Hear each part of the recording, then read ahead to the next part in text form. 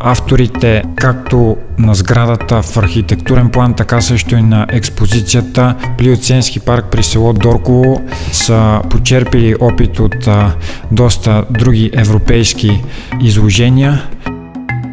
Паркът е открит в септември 2013 година с финансовата подкрепа от европейски фондове и проекти за регионално развитие. Експозицията е изцяло свързана с обитателите на Плиоцена.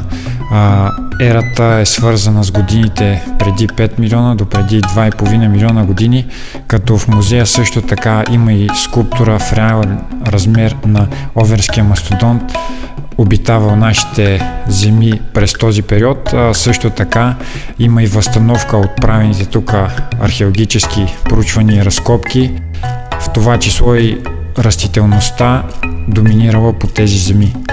Тъй като еволюцията при животните е доста по-обхватна и е свързана с много повече интересни и любопитни факти, доста по-голям интерес предизвиква у мен да разбера как са еволюирали всички обитатели през този период до наши дни.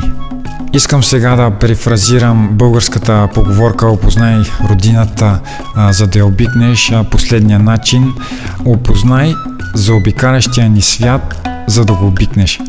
Аз съм Кирил и избирам Европа.